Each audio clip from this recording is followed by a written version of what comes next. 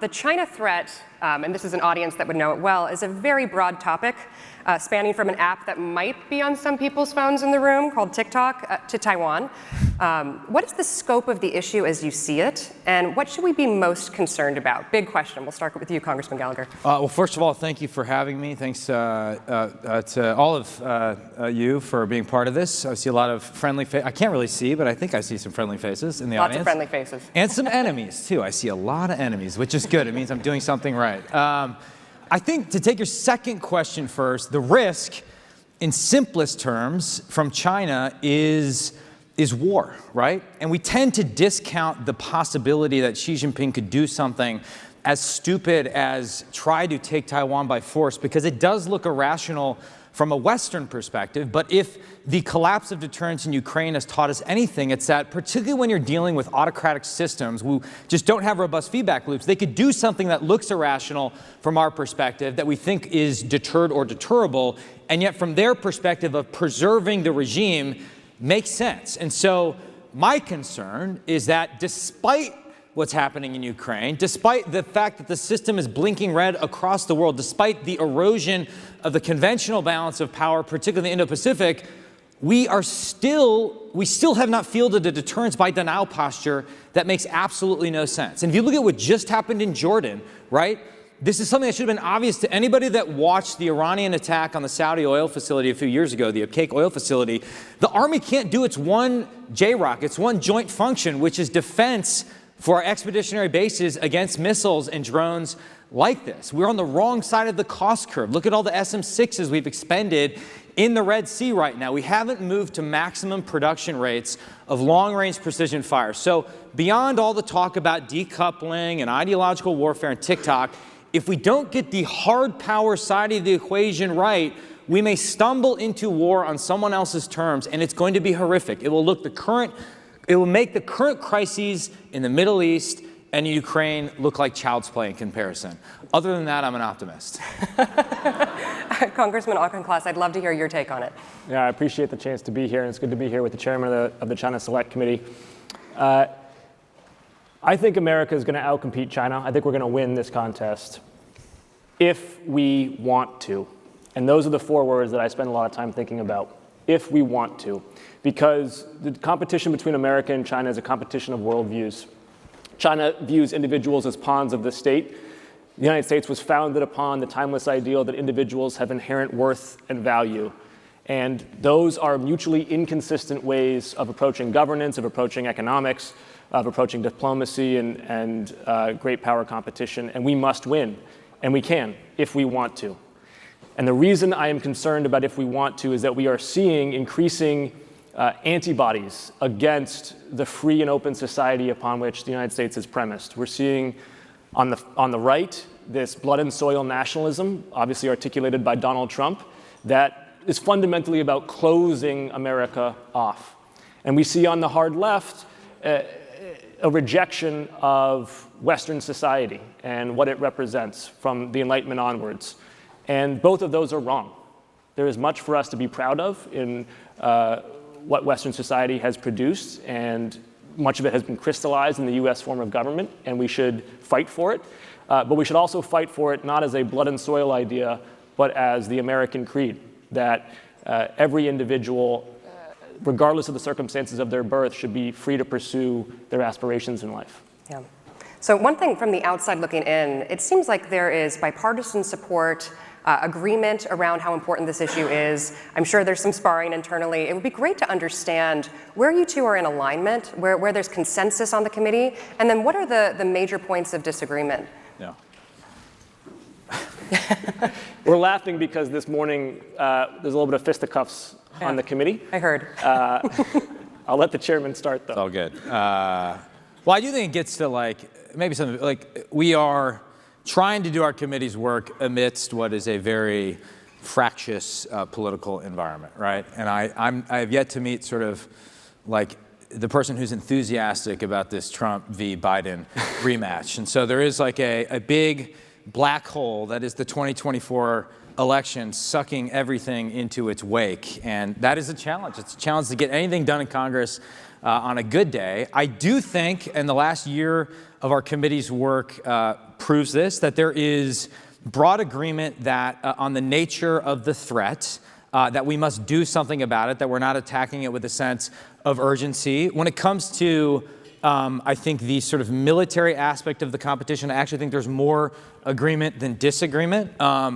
On the ideological aspect of the competition, there's disagreement within the Republican Party on to what priority do you give ideological warfare. I give it a high priority, largely because Xi Jinping seems to think it's important. Having studied the collapse of the Soviet Union, he concluded that the main problem was insufficient commitment to ideology. And part of the reason we won the old Cold Wars, because Reagan was quite good at ideological warfare. But on the economic side, I actually don't think it's a clear Republicans have an approach, Democrats have an approach. There's weird bedfellows, and I think Jake and I would agree on the fact, and he's actually one of the loudest voices in his party for correct me if I'm wrong, a pro-trade agenda. And though we had somewhat of a disagreement about whether to revoke permanent normal trade relations with China, I think yes, Jake thinks no.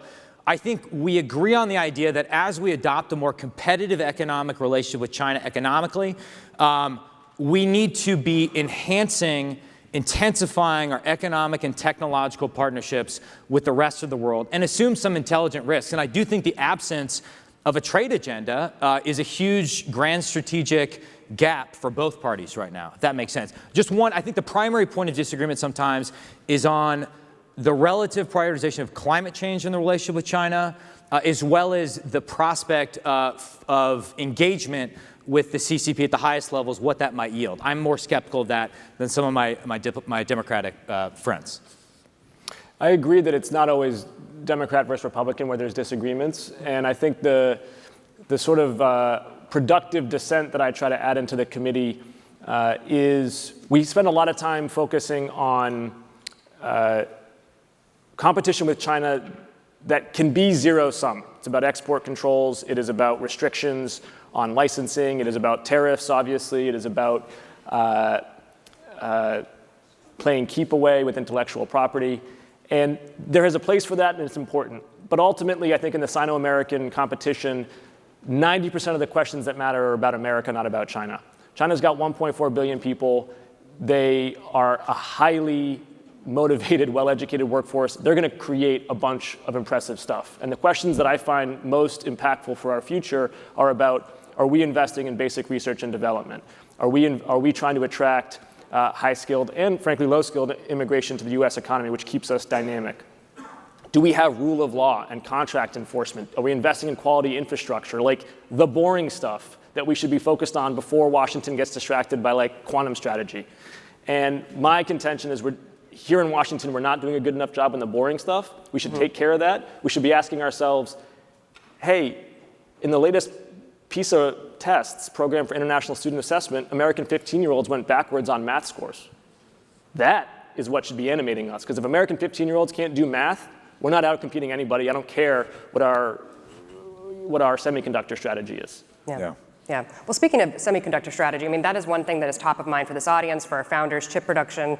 You know, it is something that if it is catastrophically disrupted, I would love to hear how you're thinking about worst case scenario, you know, how you even think about how to respond if something like that were to come to pass in Taiwan. Specifically with Taiwan? Well, I guess one of the reasons, though it's not the only reason, that Taiwan is important, because if there was even a blockade scenario that played out, it would be profoundly disruptive to the global economy. I mean, you're talking trillions of dollars lost in even the low-end modeling for something like this. And then if they were somehow able to take Taiwan, which admittedly is a very hard problem, just from a pure, like, invading an island and doing an amphibious assault is a hard problem. Jake's a Marine, I'm a Marine. This is something that we are raised to understand. Zach Shore is a Marine, I think, although he was mostly drinking the entire time.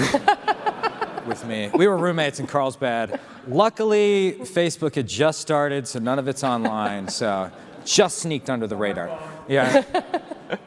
Good blast. It's mutually assured destruction, bro. So you launch your missiles, I'm launching mine.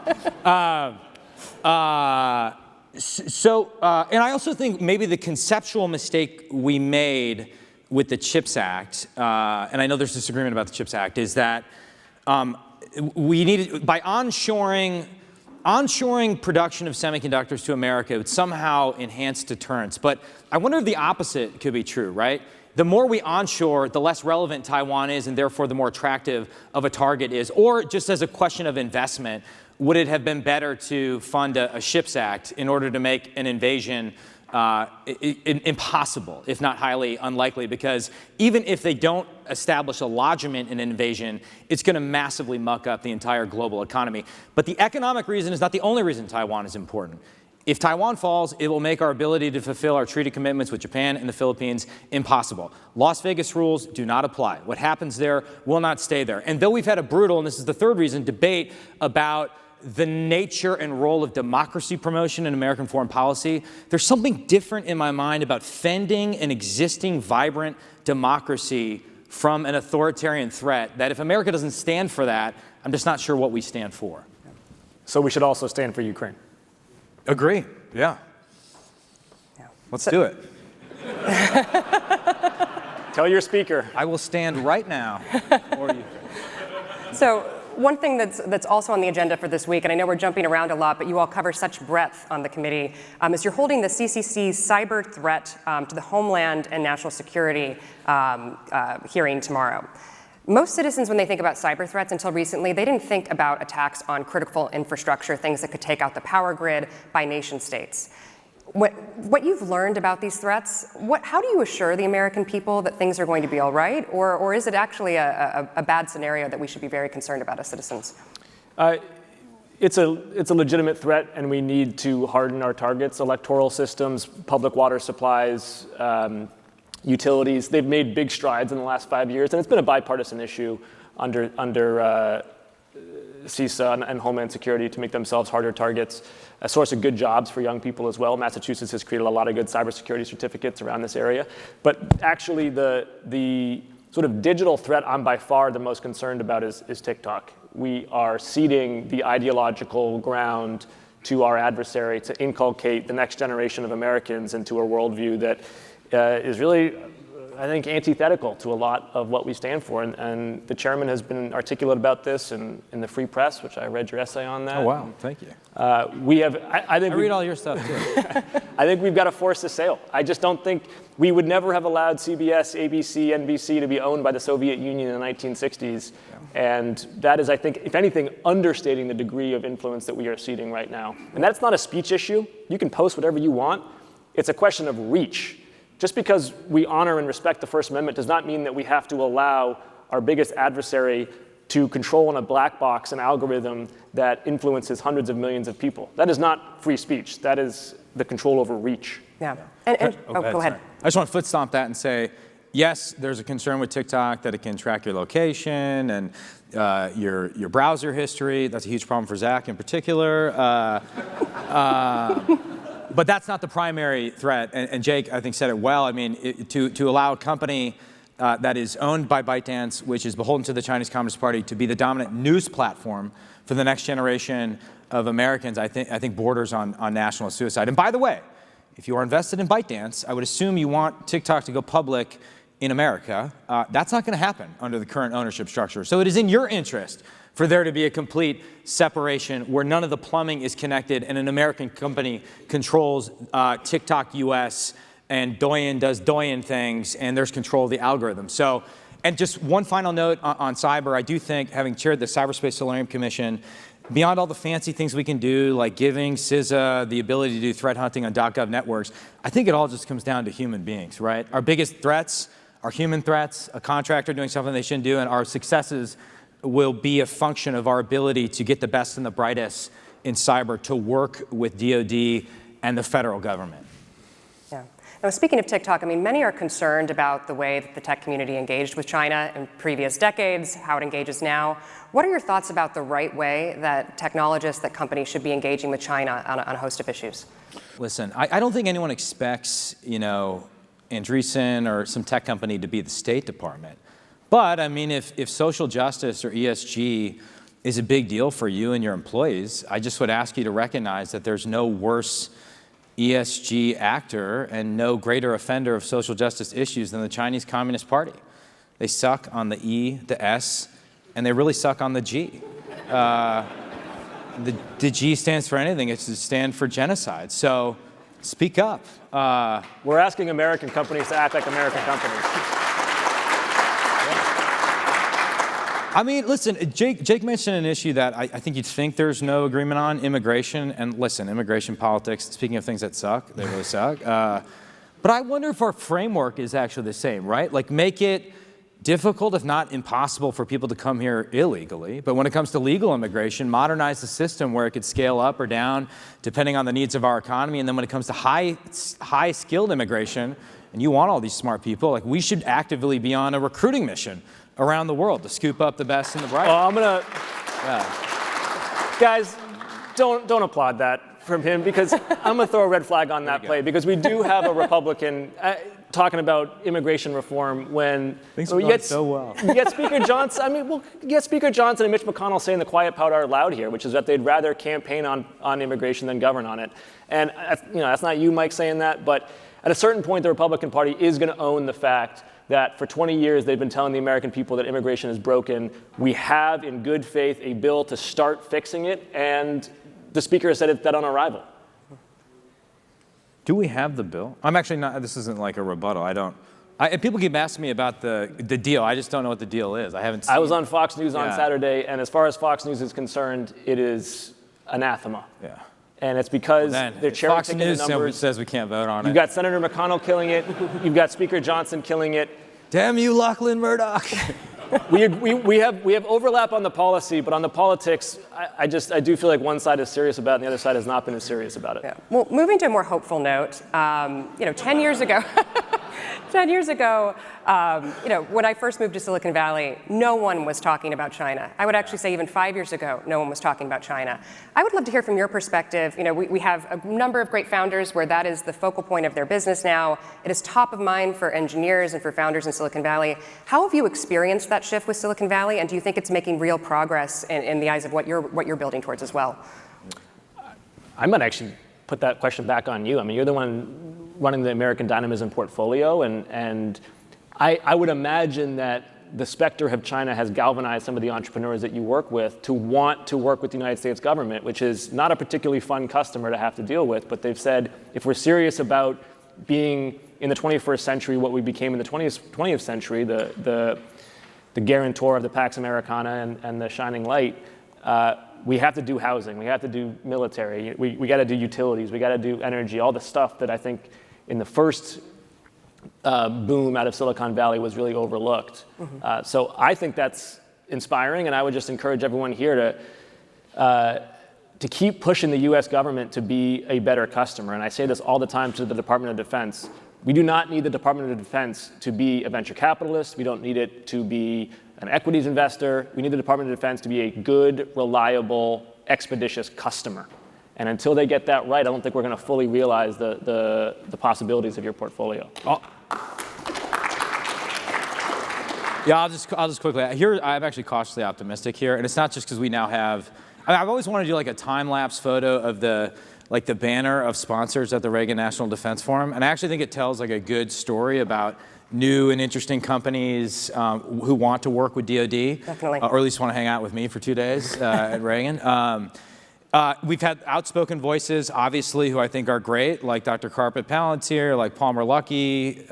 Is he here? Is he wearing shoes? Not this year. He was here last year. Andrill. But I think there's more people that want to get in that game and want to try and break down the barriers to working with DoD. And it is ultimately, however, to Jake's point, going to take DoD actually making big bets on a few companies that are non-primes, because we just keep admiring the Valley of Death problem. And that's the sort of the less hopeful side of the equation. If you go to Reagan, almost every year the secretary comes, it doesn't matter if it was Mattis or now Austin, it kind of gives the same speech about we're going to cross the Valley of Death and this and that. And that's where we just need to appropriate money to DoD, right? We're talking about a supplemental right now. What are we supplementing? We haven't actually passed the DoD appropriation.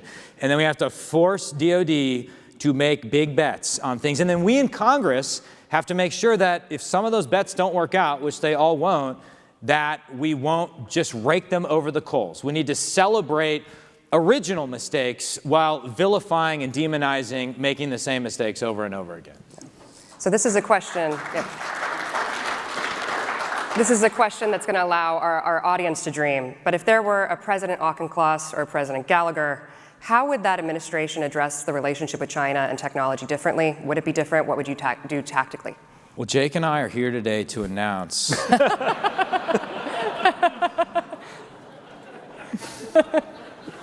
I would love to be president of an obscure liberal arts university.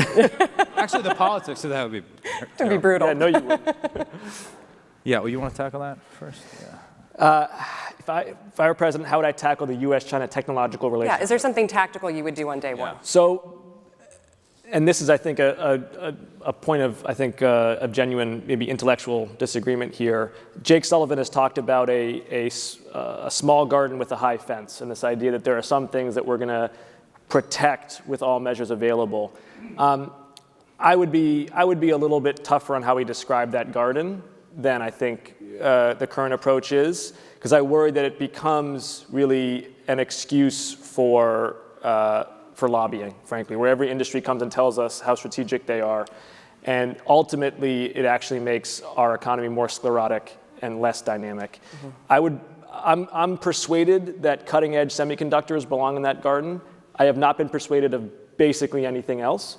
I believe in markets that have global access, particularly for high R&D, high fixed cost industries that are so important for our future, utilities, biotech, semiconductors, et cetera. And so I want to see the maintenance and expansion of the U.S. operating system as a global commercial entity.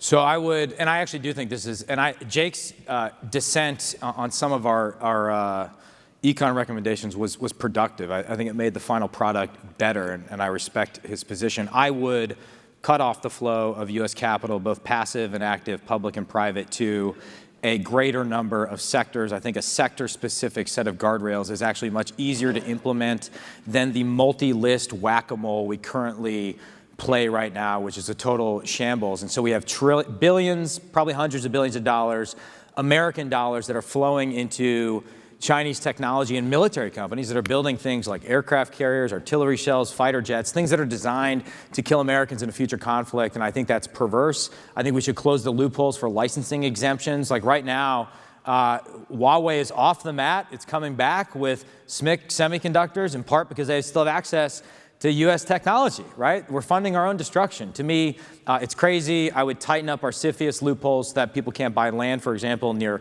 military bases or critical infrastructure. But, and maybe this is where we agree, on the positive side, I've long argued for it. We need a gold standard free trade agreement with the UK post-Brexit that could have a docking provision that other countries could join. When it comes to AUKUS, I give the Biden administration a ton of credit for AUKUS, but in some ways the most important part of AUKUS is not the Pillar 1 nuclear sub thing, which we could screw that up. We should not screw that up. That's a big deal. We need to build more subs, 2.5 Virginias a year. Let's do that.